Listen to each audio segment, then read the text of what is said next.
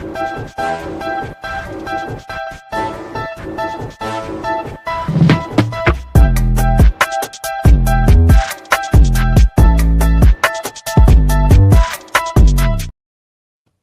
everybody. I'm Candid Stanisci, and this is NLL Lacrosse Talk. Welcome, everybody. Glad you could join us. I'm creeping up to 20 years doing this show. I can't believe it's been that long. I got to say one thing, though. Not as long a career as I've done lacrosse, but pretty eventful, if not getting close. Paul Dawson. Paul, welcome to the program. Thanks for having me, boys. Absolutely. It's a pleasure. Pretty much almost exact same time as you started the show. I guess I've been playing pretty close. Got a couple years on me, but pretty close. Not many. No. I can tell you, it doesn't show. You're looking good for an old man like you are. I'm covering all my grays right now. So I got the grays coming in, but everyone is well earned, is the way I call it. I think you earned them. And you've earned a lot of respect around the lacrosse world, and of course here as well. Paul, first of all, we always like to ask how people picked up lacrosse. In your case, how'd you pick up a stick? Yeah, kind of interesting story. I mean, maybe not interesting, but basically because of my brother. And it was because of my brother's best friend. So my brother actually played rep soccer, and I was playing some baseball and soccer at the time. We were a big hockey family. My dad coached both of us, and then kind of in the summer, that's kind of what we did. But I was just kind of farting around in like house league soccer and baseball. And then my brother's best friend's dad was a big lacrosse player back in the day, and they played hockey there. So he's like, hey, Dan should play lacrosse. It's good for hockey, so on and so forth. But I was like, yeah, sure. My dad never knew anything about lacrosse. And then just kind of little brother, it's like, well, you're going to play lacrosse too, because that's what your brother's doing. And it's just easier to bring you both to hopefully one rink than a field and a baseball field. So that's kind of how it got started. And we had a couple guys in the city of Oakville where we grew up that had some deep roots in lacrosse, and kind of took some learn to play classes from them, and then kind of rest is history. But I played 1 year out, and then went into goal the next year after that, my second year playing. And then I reversed that, obviously, at 21 years old later on. Well, I get what you're saying about it's not that interesting a story, because it feels like you were hijacked into the game, but you stuck around. How come? Yeah, just like, again, I had a really good coach who was a guy named Bruce Donovan. He passed away a couple years ago. Younger guy, but he played Oakville lacrosse, and he just made lacrosse fun. Like, I remember we would go for runs around Oakville, but he would be running with us. We'd go get popsicles after the run, and just a lot of outdoor practices and stuff like that. So, yeah, I mean, I liked it. It was fun. And then obviously, kind of how I went into goal is we actually won the Pee Wee B Ontario Championship our first year. And then the next year our goalie moved away to Calgary. So again, I was always a big kid, and because I was just starting to play, I obviously wasn't that good when I first started playing. So I said I'll go in net to, there was only one team in Oakville. It wasn't like there was a lineup of goalies and not many kids wanted to go in. So I said I'd go in, and obviously just being a big kid, I was kind of decent at the start just because you take up so much net. And so it's just kind of, I liked it, and it was fun. It was a different juxtaposition from, hockey. And then as my brother played, it was, I liked everything he kind of did too, little brother syndrome. So that's kind of why I stuck around. But again, I'd give kudos to Bruce Donovan. He made coming to the rink fun, and we used to do lacrosse tournaments in Niagara-on-the-Lake, but we'd always go camping and just kind of stuff like that. Those kind of core memories as a kid where he made it super fun. Getting drafted as a goaltender. Makes sense of that. Help us understand what it was like and why you changed. Yeah. So, I mean, obviously, again, so I started playing goalie that second year, and then got pretty good, and ended up getting drafted because Oakville didn't have a junior A team at that point. So Well, we just got a junior B team, I think, the year before I got drafted. But so I got drafted pretty high to Burlington. I can't remember the actual position, but I got drafted to Burlington. So I came in, and Ted Zawicki, who was a longtime Buffalo Bandit, was the coach. And we weren't very good in Burlington, but played 3 years there, and then went to Brampton, got traded to Brampton after my third year. And we had a little bit of success in Brampton. And, I guess I was half decent, half decent at goal. I'd have to look at the stats, but I was always, again, I was, 6'5", 220. So again, took a lot of net of the 4x4s, and got drafted by San Jose, 7th overall. I had a good, we did a, not really a combine, but we did kind of like an exhibition game in Six Nations with kind of all the draft eligible players. And I remember I had a pretty good game, and there was some, I think Johnny Meridian was in the stands at that point. Anyway, so got drafted 7th overall, was the third string goalie for my first year. Backed up a couple games when Anthony Cosmo I never got any minutes, but I got on the bench and then traveled during the playoffs. And then that summer, after every year in junior, I'd go up to the major team and be the third string for Brampton Majors. So again, getting shoot on by, Colin Doyle, Josh Sanderson, Danny Teat, my brother. So it was always pretty cool. And then, so got protected by them. So that following summer, after getting drafted, came back, and we were shorthanded guys. So whether guys just didn't know they were coming back to play. So we were a little shorthanded at the back end. So after a couple games, because I would go on the floor and just kind of do the third string thing. And we had our goalies at that point were Anthony Cosmo and Patty Campbell. So 2 guys that were starting in the NLL. And obviously, Cos is a Hall of Famer, and Patty Campbell is, a dynamite goalie in his own right. Mm-hmm. After a couple games, we were shorthanded. So it was after a warm up or something. And Troy Cornley came up to me and just said, would you ever think about playing out for a couple games?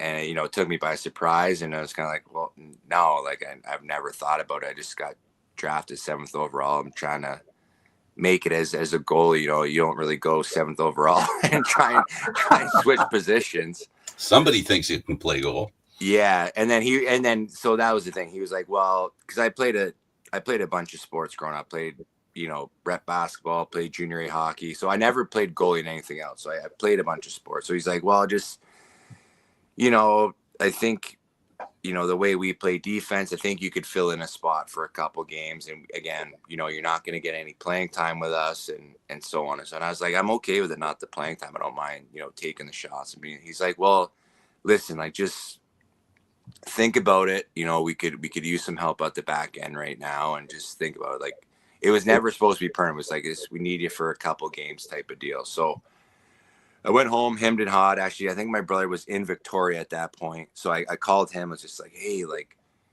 Troy just asked me to play defense. Like, I'm kind of in a mental pretzel here. Like, I said, no, I don't really know what to do. He's like, well, honestly, like, if you're helping the team, it's not that big of a deal. And I was like, yeah, I guess you're right. And I was kind of like, okay, it's only for a couple games. So like, let's do it. So kind of went around the house, found some of my brother's old gear, got a stick, and then started playing.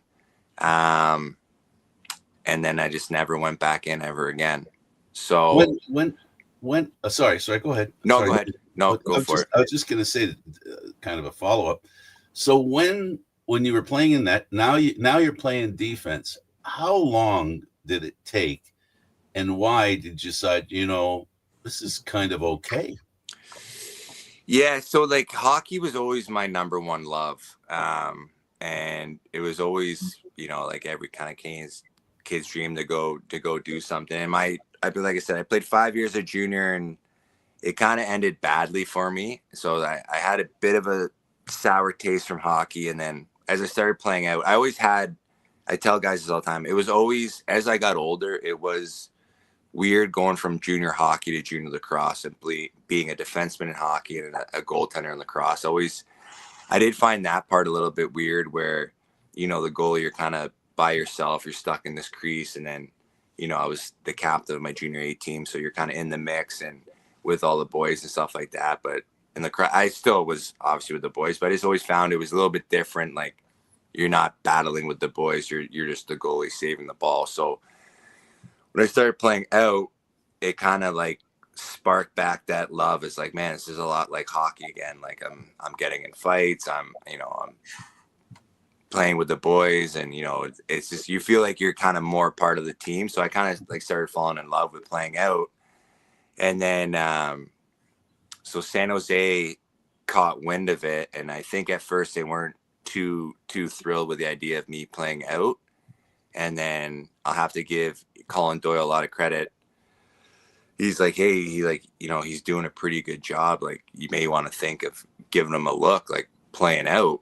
So at kind of like halfway through that season, after it was kind of decided that I wasn't going to go back in net. Now this wasn't, just a couple games. I was a regular defenseman playing every game. It was kind of like, they called me, like, hey, like, we hear you're doing this, blah, blah, blah. Like, it's all good, but, we'll give you the option of coming as a player or as a goalie for a training camp. So that's when I kind of made the decision, like, all right, like, let's go all in and try the out thing and get a full off season of training and try and make this as an out player. That's kind of all how it all went down. This is my last question as far as going from that in the direction, drilling down on what we have. So when you look at a new goalie come on to a team, any team that you're on, do you see them, you think, and you remember what it was like for you and understand and somehow figure out a way to talk to them, to help them to be patient? Because I think you learned the most important lesson about being a goaltender and trying to get on a team. It's a little harder, obviously, because your experience says so, to be a goaltender than it is a defender. Yeah, 100%. Obviously, there's only, there's two spots in this league. There's really only one goalie that plays. It's not like the NHL where you're playing 82 games and you need that backup. There's only 18, and kind of every team has their horse back in between the pipes, and the backups are getting there usually for relief or for whatever. So, it's funny. I kind of had the conversation with Steve Orleman last year. Like, we were just talking, and he's a young guy and has some experience starting when he was in New York and stuff. And now he's behind Vino, but it's just like, again, playing for 19 years, you see the evolution of goalies, and most goalies don't, not necessarily figure it out, but kind of don't get that breakthrough to like their late 20s. So they may get some time and then maybe a starting job, and it kind of goes up and down. So I try and tell guys that too. Like, even if you look at like Vino, like, he came in as a backup in 2-3 seasons, and he finally got his shot and ran with it. But it takes time. Again, like, the nets are still different sizes. Shooters are obviously better. The game's a little bit faster. So, again, I always just say, even like for backups and third strings, like, get as many shots as you can, but the harder you work and the more you kind of put yourself out there and let coaches and people know that you're willing to take the shots, like, the better it's going to be for you. But it does take time. I try and preach that it takes time, even with, players in this league, right? Like, there's only a finite amount of spots. So it takes some time. And again, if you can go back to junior or back to a major team and get some playing time, it's going to go a long way. But yeah, patience is definitely a virtue in this game. And you kind of can't get discouraged about not getting the playing time, and just make sure you're doing all the right things away from the floor and being a good teammate and taking those shots, and just know that your time will come. But when it comes, you got to be ready for it. That's a very interesting story and a great insight into something that we don't normally talk about, right, Gary? That's not right. Yeah. Yeah. It's not often you change after you've been drafted. No, I know. It's with your athletic ability that you're able to do that as well as play goal. But, you brought up your dad originally, and I was lucky enough to meet him a number of times and talk with him, of course, at track and a few other places where you or Dan were playing. Talk about him and his influence on you guys, known as the ultimate lacrosse dad, but just what he meant to you and Dan, just growing up and, even your professional careers. Yeah. I mean, he was he was everything, it's, still miss the guy every day. And, my parents got divorced pretty young, and it's funny, like me and my brother look back on it, and, I'm one of 4 kids. So we have 2 sisters that kind of nobody knows about, 2 older sisters and me and Dan. And that's always kind of a joke too, that everyone thinks it's just me and Dan, but we have 2 older sisters my older sister was a good athlete in her own right. She was an athlete of the year twice in high school, but my parents got divorced. Like my dad had to start all over again at the age of like 52, like move into a basement apartment. We were still both playing AAA hockey. He made sure he didn't move away, like wanted to be involved in our lives, and just, he gave us everything that we needed to try and be successful. And again, he was a cop till he did 44 years. He retired at 74 years old. Wow. And just like, again, an animal, worked hard. And again, he didn't really care if we were good or not. But I think the biggest thing he always instilled us was work ethic. He didn't care if we scored goals or whatever, but if we're out there, not trying hard or taking any game for granted, whether hockey, lacrosse, or whatever, like, we would hear about it. So I think, you look at my brother and myself, especially Dan, and the work he put into lacrosse, like, it definitely comes from my old man. And then again, he was just like the ultimate support role. Like, when I first came into the league, Dan was in Arizona, I was in San Jose. He'd fly to San Jose, then Saturday night he'd fly back to Arizona, and just, again, the ultimate dad, like the ultimate lacrosse dad, just always there to support us and give us everything, we needed to be successful. And it was like that in life too. Anytime we had trouble or whatever, he was obviously the first guy we called, and he'd figure it out, whether it was, maybe we got in a little bit of trouble with the police or something. We'd call the little man, and he'd figure it out and either give us the advice or help us get out of a jam. But yeah, he was the best. And I think, again, like, I'll just say the work ethic and just seeing like him as a police officer in Toronto and kind of what he did for us growing up, just that's one of the biggest values he instilled in us, to just like working hard, no matter what it is, whether it's lacrosse, job, whatever, relationships, just make sure you put everything you can into it. Right. Now, my favorite question to ask is your first training camp. Now, we already talked a little bit about going to San Jose, but was it what you expected? Now, you're going in as a defenseman as opposed to a goalie, but just the whole idea of training camp. Was it? Yeah, it was nerve-wracking. I mean, again, I remember reading a book called Mind Gym. It is like a sports psychology book, and it was this guy who, he worked with a bunch of high-level athletes, A-Rod and Michael Jordan, all this stuff. So just kind of trying to get mentally through the fact that, I was going to go try out as an out player on a very good San Jose team. Again, I played, with some good guys in Brampton, but this was a whole new ball game. Again, I didn't really have the backing of like Troy and Terry Sanderson, who kind of went to bat for me in Brampton and gave me all this playing time. So to be honest, like, I didn't have a great training camp. It was good. Like, it was the classic, like 3-4 sessions every weekend, flying into San Jose, flying out. But for whatever reason, again, I think Johnny Meridian I think Walt Christensen wanted to cut me, and Johnny Meridian said we should keep him around. And the one thing that kind of always kept me around a little bit was, my toughness and ability to fight. And it was the same thing in hockey.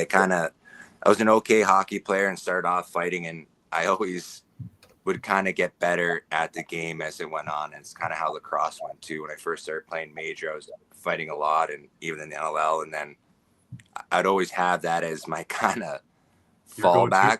Yeah, but then I'll get this game figured out, and I'll put the work in to become a good player. And then, again, I was lucky enough to play 15 of the 16 games my first year, and just kind of steady improvement. And again, it's kind of how it all went. But it was definitely an eye-opening experience. Like, again, our offense that year was Colin Doyle, Jeff Sawicki, Luke Wiles, like some big time players. So again, maybe a little bit in over my head as far as playing, but I was only, 4 months into playing lacrosse, but it all worked out. It was fun, but it's just, yeah, definitely an eye-opening experience. For sure. Now you get traded over to Boston, and you actually wind up playing with your brother. Yeah. Let's talk about that, because that was some great teams. Horrible arena deal, but the team itself was great. You had Cause and Net, Dan, a whole list of players. Just, now you're in the Boston Garden, and, you're playing with them. So many storied places, too, you get to play.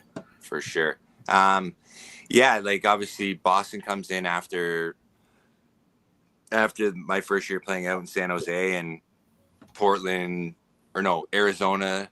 Was it Portland? Yep.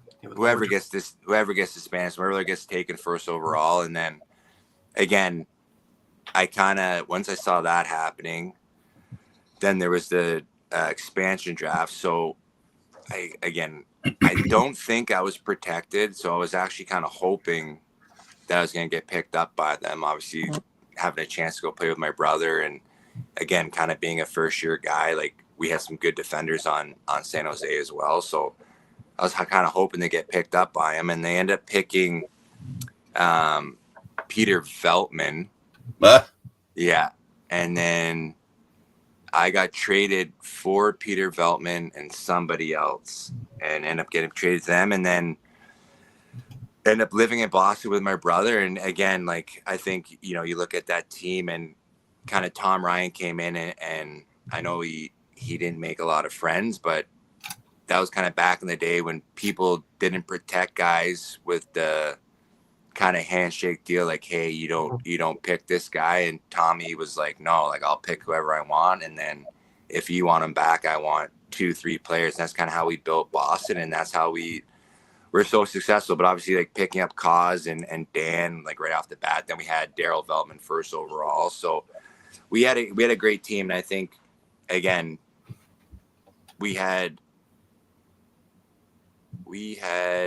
close to 12 or 13 guys living in Boston. We're a young team, bunch of young guys, and it was just like unreal. And I think that helped us grow too as a team. But yeah, we look back, and those teams were really good. I think we went 9-7 our first year. Playoffs, lost to Buffalo, but we were really good for the 2 years I was there. And it was just kind of, again, time of my life. And obviously that's kind of when I first started to get to play with my brother, and just I've seen a picture over your shoulder of you and Dan. Yeah, I brought me. This out for you. So just to bring it back to yesteryear. For sure. That I fed him a breakaway pass, and he scored, and that's the picture after I ran over and celebrated. So yeah, actually all three of these things were in my dad's basement. So that's awesome. After he passed, I took him over. Now I got him hung up in my basement. But yeah, so I think Larry Palumbo might have taken that picture, if I'm not mistaken, who's been around the game for a while. But yeah, so pretty cool. And then again, it was just, now my dad got to come to the games, family got to come down, a little bit easier for him, and that kind of created a run where we got to play a long time together too. But yeah, it was Boston was just an unbelievable experience, and just, again, an amazing city. But again, just being young and having like almost half your team there was unbelievable. Right. Well, it's funny because with all the stuff behind me, pretty much shows you your career is, there's a Mammoth thing over here. There's a Bandits thing up there. There's an old Nighthawks thing there, a Wings thing there, another Nighthawks thing there, Seals thing. We've kind of hit your cities in there. Yeah. But you got to talk to me about that line brawl that always keeps coming up. Boston, Toronto. I think it's 2011, 2010. I think 2011. Yeah. And you and Colin started off. And you and Colin go way back from Brampton and from San Jose, and you guys, we're not a minute into the game. And, it was, if I'm not mistaken, it was Doyley's first game back in Toronto, and then something happened in the crease. I probably dirtied him, and he got up, and I had some choice words and gave him a cross check, and he kind of flopped, and then we were kind of nose to nose, like going at it, and again, I was kind of waiting for the refs to come in, and I don't know if he was either. And then it just kind of kept going and going. And then we were like, are we going? And then we both were like, yeah. But then it kind of goes back to the Brampton days. So Troy and T were in Toronto that day, or in Toronto at that time. And obviously with me in Brampton. And so me and Doyley fought. And then the next play, you could see all the guys coming out of the out of the Toronto gate, and I'll never forget my brother. He was yelling at the ref to blow the whistle in because Patty McCready was coming after him, and he knew if you fought in the stoppage of whistle, everyone gets kicked out. But ref forgot to blow it in. The 5 guys from Toronto dropped their gloves. 5 guys from our team dropped their gloves and had the infamous brawl. And I think we had like 10 guys left on the bench, no offensive guys. Like, it's funny, we had Greg Downey on our podcast a little while ago, and he like led our team in shots, and it was like his first year playing as an American. So, and we ended up losing in overtime, I think like 9 or like 8-7 or something like that. So it was a crazy game, but it was funny because I think that was my brother's first time playing in Toronto since he got hired on as a firefighter. So whenever we would come to Toronto, my dad used to get like hundreds of tickets. So there was a huge contingency of Brampton firefighters in that game, and my brother got kicked out within like the first minute. And then I got hired, a couple of years later, and they're like, yeah, we came to watch your brother. I'm like, yeah, no, that was my fault. He got kicked out. They're like, yeah, we paid all this money to come, and he played 10 seconds. We didn't get there. I was like, yeah, no, that was me. That's my fault. Sorry about that. We had McCready on not long ago. I guess last year or somewhere. We were talking about that particular time, and he was doing undercover work for Niagara for the cops. Yeah. He comes back, and of course the game's on TSN. And he's sitting there trying to, it's not like I didn't get hurt. I had to try and cover my because I didn't want to blow my cover. Yeah, exactly. Yeah, the mixed life of lacrosse players for sure, which is hilarious. Oh yeah, the whole thing was hilarious. I had brought some people too for their first look. And it's like, does this happen all the time? Sure. Yeah, no, it's just a normal part of the game for sure. We've been in a couple line brawls together. Yeah, exactly. Yeah, that's great. Now, you guys wind up going to Philadelphia, and your style's perfect for that fan base. Talk about getting in, because those Wings teams were great too. Athene Nucci, he's actually a guest next week, so nice. I'll give you regards. But yeah, for sure. Drew Westervelt, Mundorf, Brett Manny, Ryan Doyle, Alex Hart, all these guys, and you guys are in there, and Philadelphia becomes a real force at this time. Yeah. Again, I got traded, so again, kind of a long-winded story, but I ended up signing a offer sheet with Toronto after that year, and then Calgary was the one. So then Boston traded me to Calgary. They matched the offer, and then Calgary traded me to Philadelphia, which not a lot of people know. So I was there before my brother. Then obviously Boston got disbanded, and then when my brother came, then we got Brody, and that's kind of when we had those good teams. And Snyder just left, so kind of I kind of took the role of Jeff Snyder a little bit, and he was kind of a hero in that city with how tough he was and the great fights he had. So yeah, we were great, and that was kind of the first invasion of like the Americans, like you said, like Brendan Mundorf, Drew Westervelt, Max Sebald, Matt Danowski, Brett Manny, like John McFadden at the back end, and we had a great team. Again, it was kind of just, that was like a little bit of the dark days of Philly. They were kind of bad before we got there, and we just never really got to get the fans back in it. But again, it was, the people that were there, obviously passionate, you still had Chopper behind the penalty bench and stuff like that. So it was unbelievable to play there. Yeah, and that's Meridian's idea, to try and get as much American in there, try and get, get the nationality and get everybody back into the crowd. Yeah, exactly. But end of the day, like, I owe a lot of my career to Johnny Meridian, and for a while we couldn't shake each other, but he had some interesting ideas. But the one thing, people just care if you win. They don't care where you're from. They just care if you win. And, and it's a shame because those guys were all turning the corner. And then the last year before me and Dan got traded, most of those guys sat out the season because of the World Field Championship. I think U.S. Lacrosse put a lot of pressure on those guys not to play. So like a guy like Mundorf, Max Sebald, all those Ned Crotty, like all those guys sat out, and we couldn't like fill those. And they were just about, like, those guys were just breaking through and about to become like the first Tom Schreibers and stuff like that. Like they were getting really good. So it was kind of unfortunate because they were becoming really good players, and then we had one more bad season, and then like you say, then we kind of got traded over to Philly or from Philly to Roch, but it was still like an amazing experience for sure. Right. So we're talking about winning now, and then you're talking about Rochester, and you guys make history there. They'd won the one already, and that was an interesting year. The year before you joined them, because they were 8-8 and peaked at the right time. Yeah. And away they went, and they just kept going. This team that you come on to is a really great team, and I think they went 14-4 or something like that. Just a terrific team. Another strong team: Kersey, Dan, yourself, Cody Jamieson, Stephen Keogh, Casey Powell, Johnny Pallas, Vitarelli, Walters, a whole list of great guys. Of course, Matt Vince and Net. Mm-hmm. Talk about, this is a heyday of Rochester, really, since its inception, and Blue Cross Arena is packed and loud. And talk about going there and the fan base, because they're a great fan base there.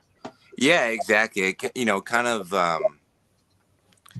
Again, just like a blue collar city, obviously, and just people that love the game of lacrosse. And then again, made it special being, 2 hours from our hometown. So, friends, family, all got to come to most of the games and kind of enjoy every game we got home. And again, being good and win those championships didn't hurt either. But yeah, like we were getting, 7,000 to 9,000 every game and loud, and just, Kurt Stiers being, a great owner and GM. And it was a hell of a time. Obviously, anytime you win, it makes things, a little bit better, but definitely like the support and stuff, like, I think we sold out, the one championship we won there. But yeah, we were probably averaging like at least 7,000, and it only seats 11. So it's almost a full barn every night. And just like you say, loud, and just, a lot like a Buffalo fan base where everyone's wearing jerseys, they know who you are. It's not just like, hey, we're going to the game to check it out. Like, we're passionate. We know who these guys are. We're wearing teal and gray and white. And, it's pretty cool. Absolutely. Now, 2014, the introduction of the mini game. You guys win it, but the mini game, man. And I remember sitting there in the crowd for that, and it's all strategy. You guys win the first one, or no, Calgary wins the first one. You guys win at home. Molosky hits most of his players for that game when you guys get a hold of it, so that they can be rested for this 10-minute game. The 10-minute game was probably the most interesting thing of that whole day, because for a while there, it looked like, oh my God, did they have the strategy to win this? But, the Matt Vince factor, and you guys pull it out 3-2. Yeah, it was, again, it was crazy. And here's my little guy, Mac. Hey, Mac. Say hi, buddy. Here, you want me to open this? Yeah, it was crazy because we went down 2-0 like right away, and it was only a 10-minute game. And you think about it, like that's only 10 possessions each way if you really look at it. And we went down 2-0, so it was crazy. And then Pointer scored, Vit scored, and then like you say, Vino shuts the door, and then kind of the rest is history. I think J-Dub may have scored the game winner. I can't remember who scored the game winner, but it's kind of it's crazy because you don't really know what the strategy is, to be honest. It's 10 minutes. It's almost like you want to score first and just hold on to the lead, like kind of like a summer ball overtime. But when you get down 2-0 right off the bat, you kind of have to throw caution to the wind. And luckily it worked out for us. Yeah, Matt made some amazing saves down the stretch, because even the last few seconds, they had a great look right at the end, and he made a huge save. I remember that. He made a huge save on a 6-on-5, I think, on Curtis Dixon. So they had their chances too. So it was crazy. Definitely not easy on the heart and the emotions.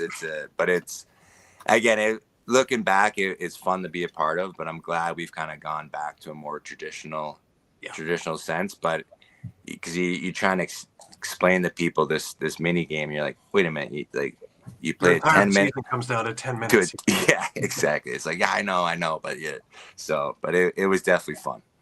Absolutely. And then you guys win again, and it's a three-peat, which is history. You know, Toronto had the 4 and 5, but this is the first time anybody's ever done that. Now, you know, we fast forward, and you actually have a chance to be part of it again in Buffalo. We'll talk about that in a little bit. But you get a chance. After 2019, you get a chance. You move over to San Diego, and basically their first year, better golfing. Much better golfing. Yeah. I stuck around after last week in the Golf Torrey Pines, which was unbelievable. That's a hell of a course. yeah, it was unbelievable. But you again get in with a hell of a team for a team that's in their inaugural year, and they have Austin Stoss, they have Westberg, Connor Fields, Connor Kiernan, Jeremy Noble. The list goes on and on of all these great players, and here you are again with this great faction of players and making history out there. Yeah, it honestly reminded me a lot of Boston.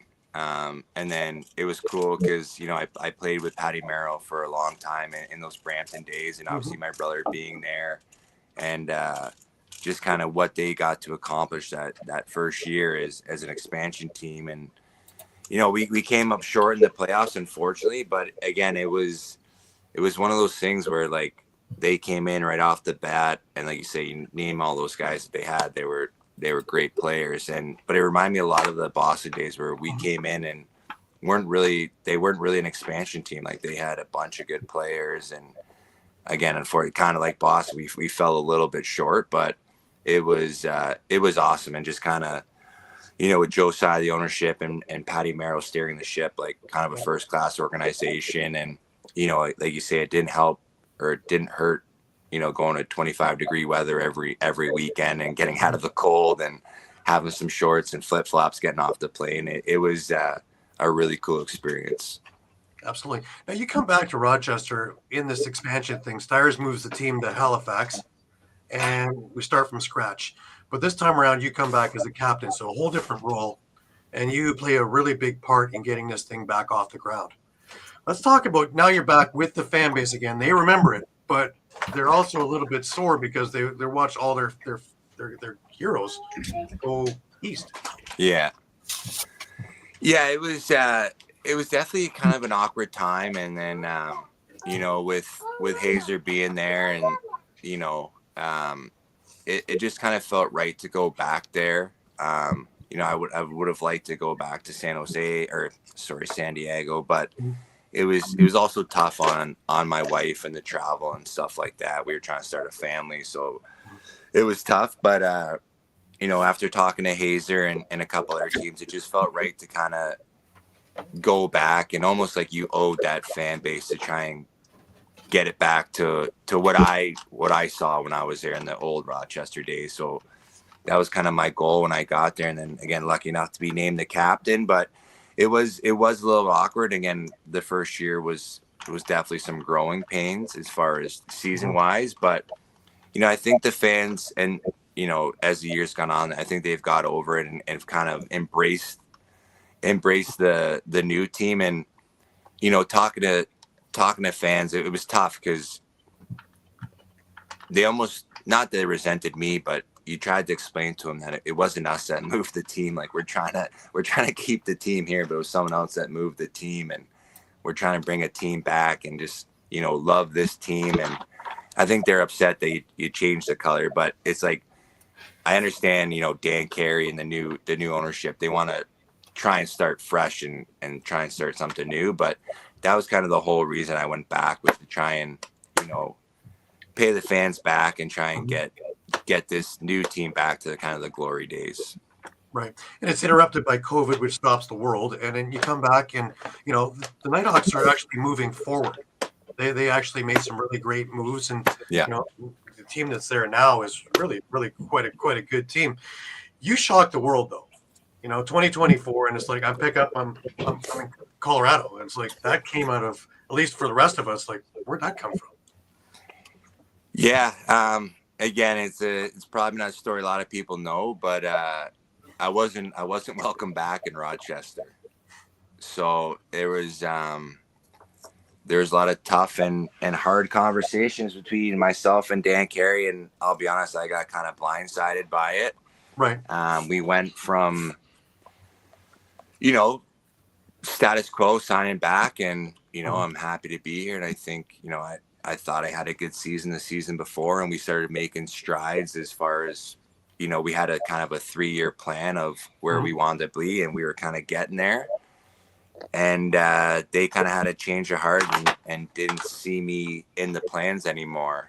So again, kind of a bit of a shot to the ego. And again, it was pretty tough, being the captain and all that kind of stuff that goes with it. So I had to pivot pretty quickly. And I kind of kept that side of the story pretty quiet and unless people asked, but it kind of, I think people thought I signed in Colorado, but it wasn't by choice. It was more, I wasn't welcome back, and I shouldn't say welcome back, but I wasn't in the plans. You weren't in their future plans. Yeah. No.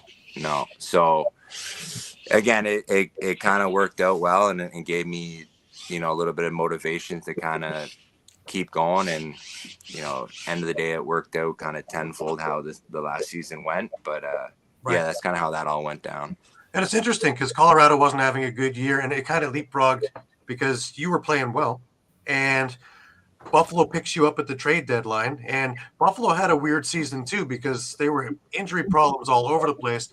Still all the talent in the world from before, but they just weren't, having the traction there. I think they were 500 or so when they picked you up. But as soon as you got there, and your style of play, and again reuniting with Matt Vince. I know you guys had a few things from before, but reuniting and getting on and knowing that you're on the same page and him aligning that defense with you and everybody working with you, that defense from Buffalo became just that's a blueprint on how to play playoff defense.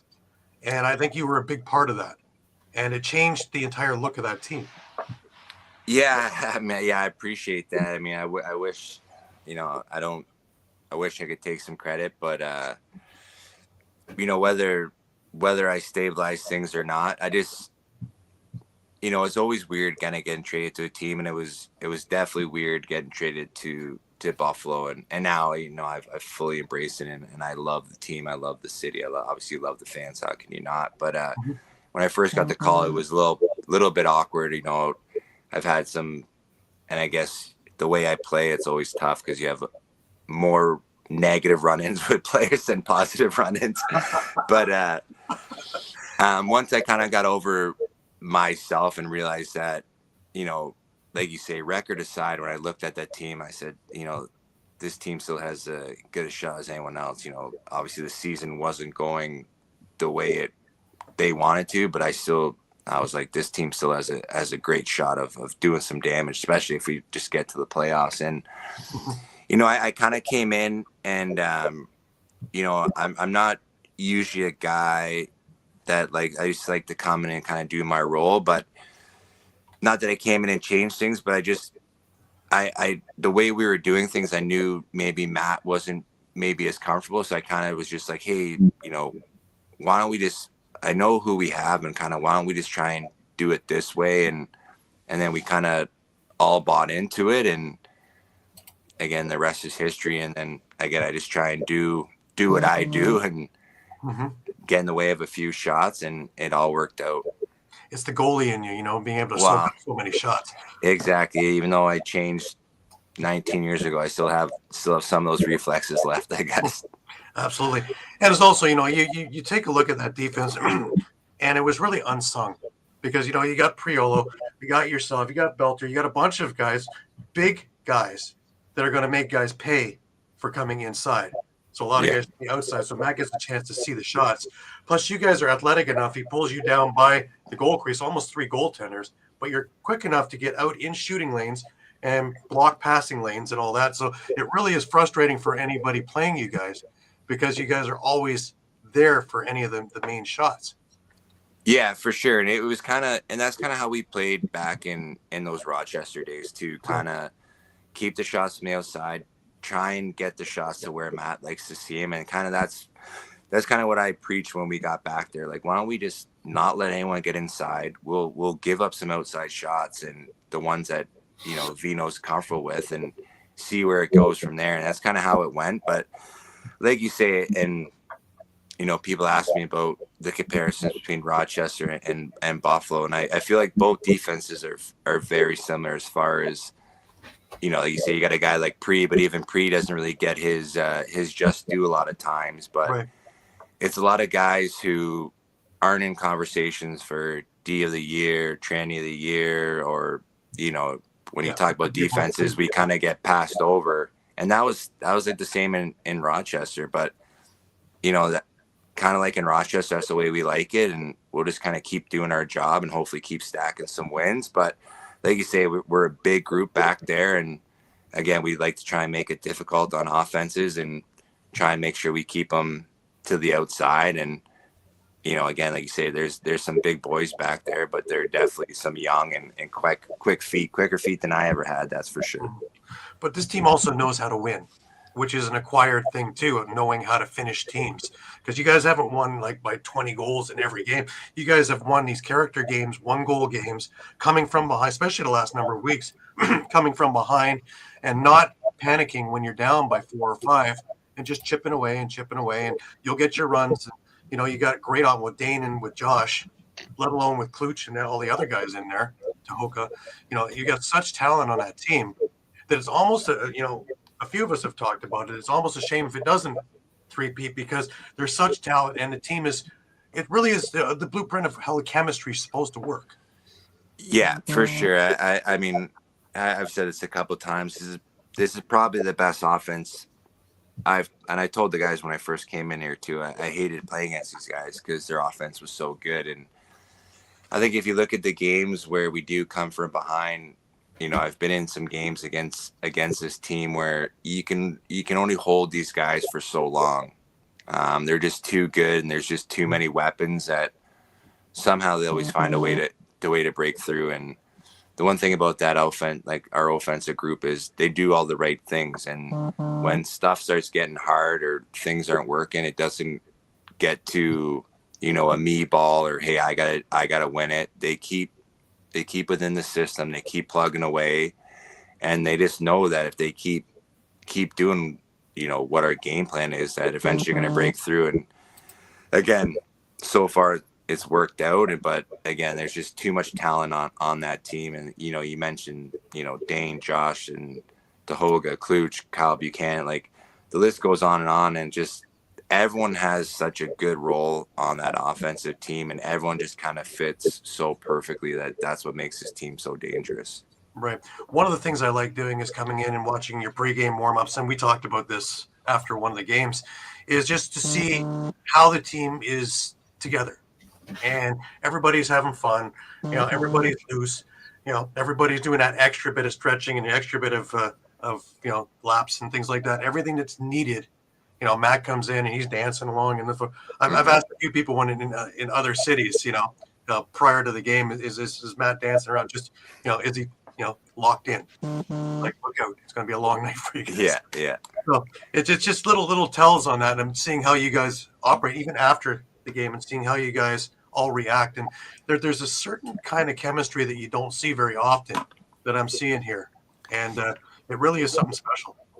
Yeah. And again, I think, give credit to I think it goes back to a lot of these guys are together every day during the week.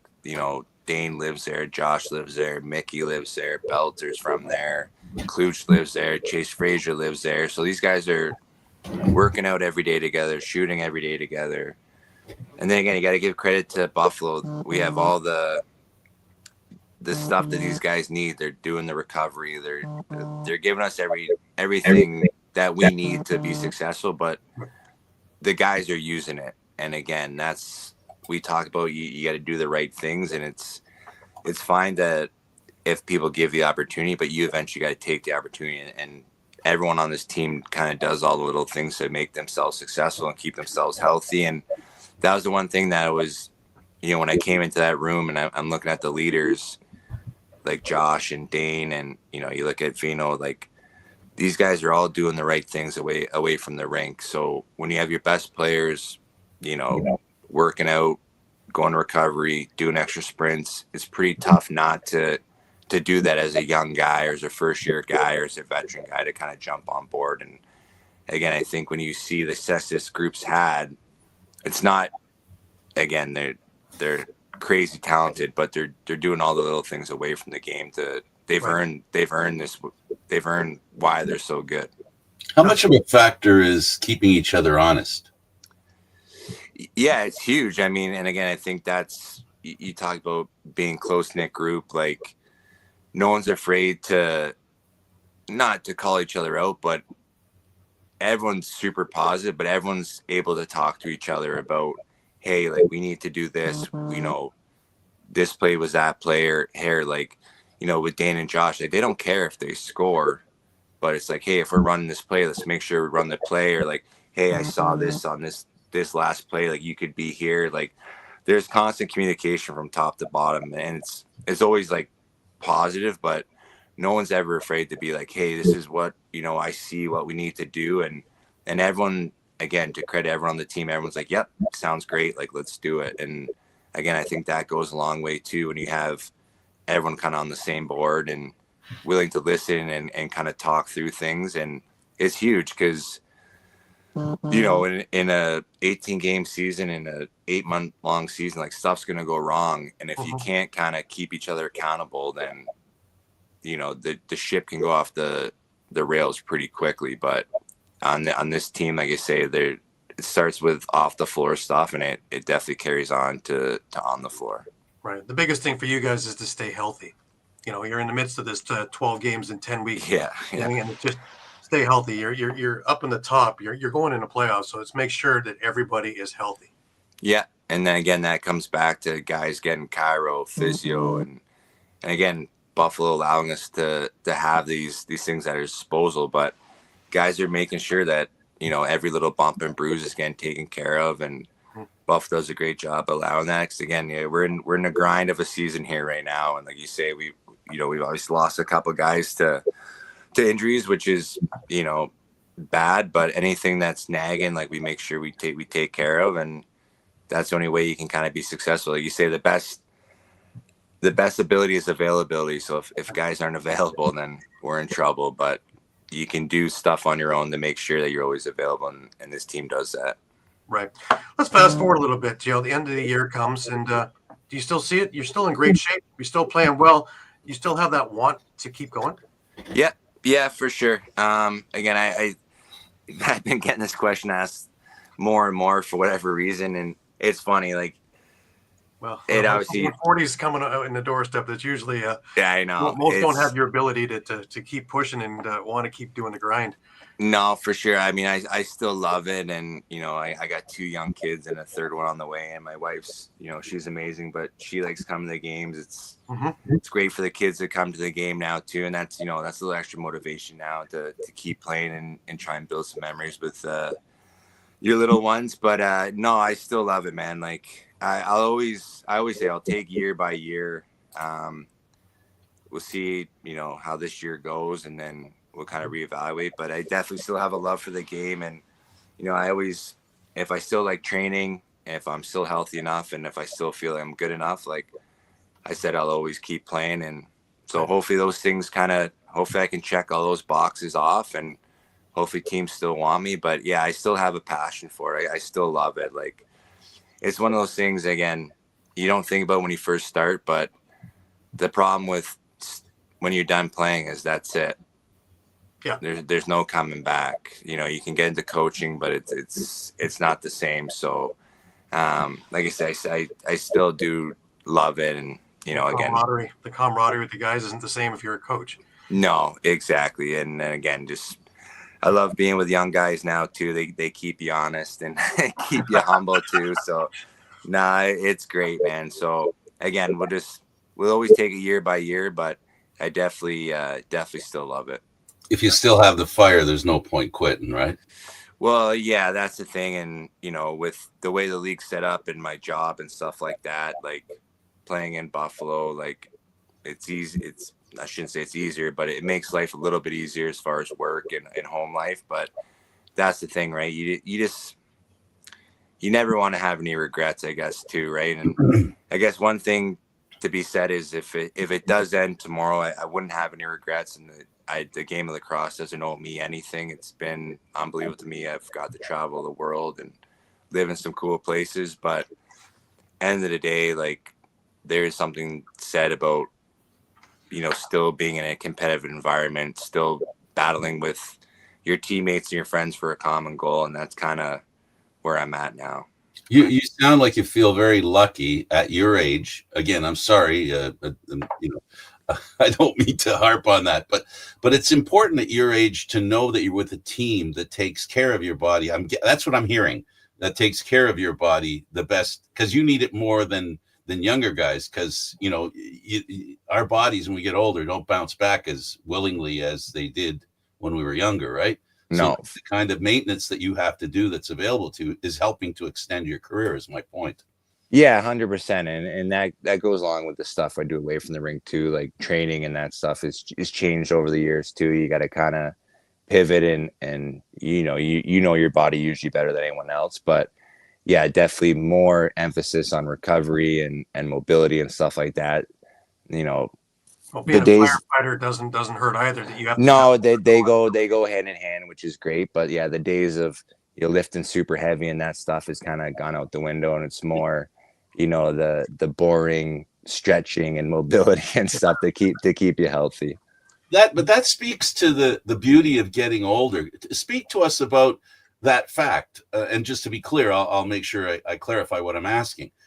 The older you get, it's not that you rely on your body less, but you can rely more on your mind and use that to do the work that your body used to do. Does that make any sense? Yeah, for sure. It's one of those things, right? Like you hopefully get smarter as you get older and realize that some things you could do when you're younger, maybe you can't do now, but you learn tricks and angles and places to be. And, I've been in this situation before. Here's what I got to do. And again, you kind of rely on that as you get older, because, maybe you're not as fast, maybe not as quick, but if I can outsmart a person or put myself in a better position, then I'll be in a better position to defend this guy or make a play. And that's kind of, like you say, that's kind of how you got to get as you get older. Like when you're young and, again, I was never fast, but some guys can get away with